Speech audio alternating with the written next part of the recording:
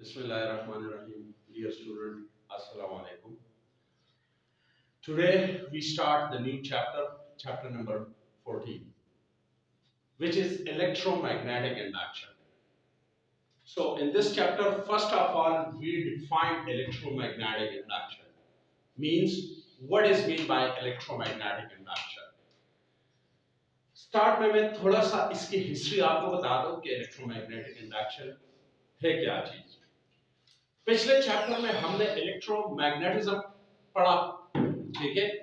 Electromagnetism में हम लोगों ने ये पढ़ा था कि किस तरह मैग्नेटिक फील्ड इलेक्ट्रिक फील्ड से पैदा होता है। ऑर्स्टेड ने जब ये डिस्कवरी की तो इसके बाद मुख्तलिफ साइंटिस्टों ने इसके रिवर्स पे सोचना स्टार्ट किया कि आया इसका रिवर्स पॉसिबल है कि नहीं। तो मुख्तलिफ साइंटिस्टों ने इस पे काम किया, लेकिन जो सबसे पहले कामयाब हुआ था वो था फेराडे। फेराडे ने ये बात साबित कर दी कि जिस तरह इलेक्ट्रिक फील्ड से मैग्नेटिक फील्ड पैदा होती है, सेम उसी तरह से मैग्नेटिक फील्ड से इलेक्ट्रिक फील्ड पैदा हो जाती है।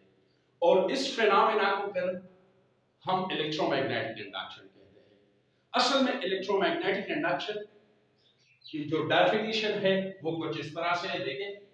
The phenomena in which an induced EMF or current is produced in a coil when there is a rate of change of magnetic flux in the coil due to the relative motion between magnet or coil or both is called electromagnetic induction। मतलब वो phenomena या वो process जिसमें हमारे साथ एक coil के अंदर इंड्यूस ईएमएफ या करंट पैदा हो जाए, लेकिन कब पैदा हो जाए? जब उस कॉइल से मैग्नेटिक फ्लक्स चेंज करे। मैग्नेटिक फ्लक्स मींस उससे जो पासिंग लाइंस है, मैग्नेटिक लाइंस है, वो हमारे साथ क्या करे? चेंज कर जाए। तो हम उसकी मदद से हमारे साथ उसमें एक ईएमएफ या करंट पैदा हो जाता है। अब ये फ्लक्स चेंज किस तरह से करेंगे तो मैं आपको सिंपली समझाता हूं।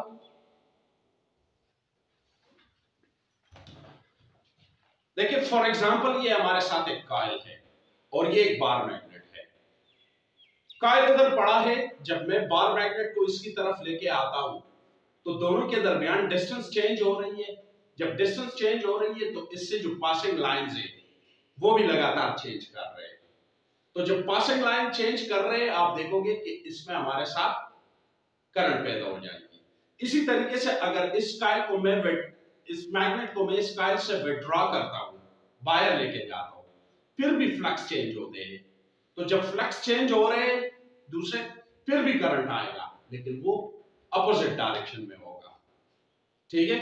तो कहने का मतलब यह है कि इलेक्ट्रोमैग्नेटिक इंडक्शन के लिए जो नेसेसरी कंडीशन है वो क्या है? मैग्नेटिक फ्लक्स का चेंज होना। अब फ्लक्स तीन तरीकों से चेंज हो सकते हैं। या तो कॉइल रेस्ट में होगा, मैग्नेट को हम आगे पीछे मूव करेंगे, तब भी फ्लक्स चेंज हो सकते हैं। या मैग्नेट रेस्ट में होगा, कॉइल को आगे पीछे करेंगे, फिर भी हमारे साथ मैग्नेटिक फ्लक्स चेंज हो रही है। या दोनों को हम टुवर्ड्स मूव कर देंगे तो फिर भी टुवर्ड्स या अवे मूव करेंगे, फिर भी फ्लक्स चेंज होंगे। तो इन तीनों कंडीशन में हमारे साथ फ्लक्स चेंज कर रहे हैं तो इंड्यूस ईएमएफ पैदा हो रहा है। इसकी जो सिंपल डेमोन्स्ट्रेशन थी या जो एक्टिविटी बेस है, इसको जरा देखिए। ये इधर एक कॉइल है हमारे साथ, इसके साथ हमने गैल्वानोमीटर लगा दिया है। जब हम एक बार मैग्नेट ले लेंगे, इससे कोई फर्क नहीं पड़ता है चाहे आप नॉर्थ ईस्ट कॉइल की तरफ रखते हो या साउथ। जब हम इस बार मैग्नेट को टुवर्ड्स कॉइल लेके आएंगे तो जितना जितना हम क्लोज आते जाएंगे, इससे पासिंग लाइन चेंज होती जाएगी, जिससे मैग्नेटिक फ्लक्स चेंज करेगा। और आप देखोगे गैल्वानोमीटर पॉजिटिव, या आप ये कह सकते हो एक साइड की तरफ डिफ्लेक्शन करेगा। पॉजिटिव भी कह सकते हो क्योंकि इधर लाइंस में इंक्रीज आ रही है। फिर इसी मैग्नेट को अगर हम वापस लेके जाए, विड्रॉ करें, जिस तरह ये एरो में इधर शो हुआ है, इट्स मींस कि इसको हम विड्रॉ कर रहे हैं।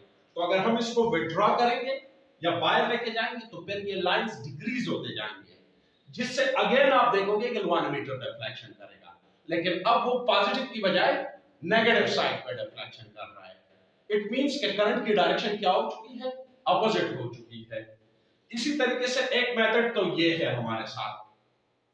दूसरा जो एक्टिविटी है वो हम एक और तरीके से भी इलेक्ट्रोमैग्नेटिक फ्लक्स जो है वो प्रोड्यूस या इलेक्ट्रोमैग्नेटिक इंडक्शन कर सकते हैं।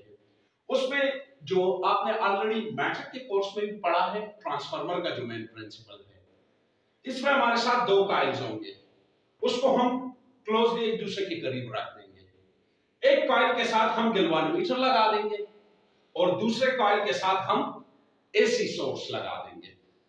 ठीक है, तो जैसे ही हमने एसी मींस अल्टरनेटिंग करंट, जैसे ही हम इसको अप्लाई कर देंगे, ठीक है, तो हमारे साथ उससे जो मैग्नेटिक फील्ड आएगा वो लगातार चेंज करेगा, क्योंकि इधर करंट का मैग्नीट्यूड लगातार चेंज कर रहा है। जब वो चेंज करेगा तो करीब वाले कॉइल से लाइंस चेंज होंगे कि नहीं? जब लाइंस चेंज होंगे तो इधर मैग्नेटिक फ्लक्स आ जाएगा कि नहीं? इस सारी एक्टिविटी में आप अगर ड्यूरिंग मोशन हम मैग्नेट को रेस्ट में कर दें तो रेस्ट में फिर भी लाइंस पास होते हैं, ये नहीं है कि लाइंस पास नहीं होंगे, लेकिन फर्क यह आएगा कि जब ये रेस्ट में आ जाएगा तो चेंज जो लाइंस में होगी वो फिर कांस्टेंट हो जाएगी, मतलब चेंज नहीं आएगी, वो लाइन फिक्स होंगे। तो फिर आप देखोगे कि उस टाइम गैल्वानोमीटर जीरो डिफ्लेक्शन करेगा। अब इसके बाद ये तो सारी एक्टिविटी थी फैराडे की। इस सारे एक्टिविटी को उसने एक लॉ के सूरत में दिया है। आगे हमारा नेक्स्ट टॉपिक वही है। तो नेक्स्ट जो हमारे साथ टॉपिक है वो है Faraday law of electromagnetic induction. जिस तरह मैंने स्टार्ट में आपको कहा कि ये जो फैराडे ने जितना वर्क किया था इसको फिर उसने एक लॉ की सूरत में पेश कर दिया। तो सबसे पहले हम इस लॉ की स्टेटमेंट पढ़ते हैं। This law states that the induced EMF produced in a coil is directly proportional to the rate of change of magnetic flux through the coil or linking the coil। मतलब ये जो EMF आ रहा है हमारे साथ, जो EMF पैदा होता है इंड्यूस EMF, ये किस चीज पर डिपेंड करता है? Rate of change of flux पे। मतलब अगर फ्लक्स चेंज करेगा तो EMF होगा, अगर नहीं करेगा तो EMF नहीं होगा। जिस तरह मैंने पिछले डायग्राम में आप लोगों को समझाया कि अगर हम ये कॉइल है और इसकी तरफ इस बार मैग्नेट को मूव कर रहे हैं तो ड्यूरिंग मोशन तो आप देखोगे इंड्यूस ईएमएफ होगा, लेकिन जैसे ही मैं अपना हाथ रोक दूंगा, रोकते ही फ्लक्स में चेंज क्या हो गई? जीरो हो गई। मैग्नेटिक फ्लक्स है लेकिन मोशन की वजह से उसमें चेंजेस नहीं आ रही हैं, जिससे चेंज जीरो हो गई तो आप देखोगे गैल्वानोमीटर जीरो डिफ्लेक्शन देगा। ठीक है, तो इसी लॉ का फिर जो मैथमेटिकल फॉर्म है वो हमारे साथ आ जाएगा। EMF is directly proportional to minus n del pi over del t। अच्छा, इधर n क्यों लिखा गया है? क्योंकि ये हमारे साथ सिंगल लूप नहीं है। अगर ये एक टर्न होता है, एक लूप होता है, तो फिर हमारे साथ ये क्या आएगा? फिर n नहीं, फिर 1 आएगा, फिर just del pi over del t। लेकिन चूंकि हम कॉइल की बात कर रहे हैं तो कॉइल में तो n नंबर ऑफ टर्न्स आते हैं, तो इसके ये क्या हो जाएगा? EMF is directly proportional to minus n del phi और del t। मतलब सारे n नंबर ऑफ टर्न से जो फ्लक्स चेंज आती है, या प्रोपोर्शनलिटी साइन आई है, प्रोपोर्शनलिटी साइन को इक्विलिटी में कन्वर्ट करना है। तो प्रोपोर्शनलिटी साइन को इक्विलिटी में कन्वर्ट करने के लिए इधर हम एक कांस्टेंट लगा देंगे k असल में क्या है? प्रोपोर्शनलिटी कांस्टेंट है। तो देखिए, where k is proportionality constant and here its value is 1, इधर इसकी वैल्यू क्या होगी? 1 के बराबर होगी। ठीक है, and here the negative sign is due to the Lenz law। और इसमें ये नेगेटिव साइन क्यों लिखा गया है? ये लेंस लॉ की वजह से है। लेंस लॉ हमारा नेक्स्ट टॉपिक है, उसमें आपको फिर इस नेगेटिव साइन की समझ आ जाएगी। लेकिन जब हम मैग्नीट्यूड फॉर्म में करते हैं इसी लॉ को, क्योंकि इधर आपके साथ नेगेटिव है मैग्नीट्यूड फॉर्म में, तो फिर हम डायरेक्शन मेंशन नहीं करते, या सिंपली आप ये नेगेटिव हमें डायरेक्शन शो कराते हैं इस इंड्यूस ईएमएफ की। तो in magnitude form the Faraday law of electromagnetic induction is EMF is equal to minus खत्म हो जाएगा n del phi और del t। इधर से साफ जाहिर है इंड्यूस ईएमएफ दो चीजों पे डिपेंड करता है, एक एक हमारे साथ नंबर ऑफ टर्न पे, जितना कॉइल के अंदर नंबर ऑफ टर्न बढ़ाएंगे इंड्यूस ईएमएफ बढ़ेगा, और दूसरा rate of change of magnetic flux, मतलब अगर फ्लक्स में चेंज आएगा तो ईएमएफ होगा, फ्लक्स में चेंज नहीं आएगा तो ईएमएफ पैदा नहीं होगा।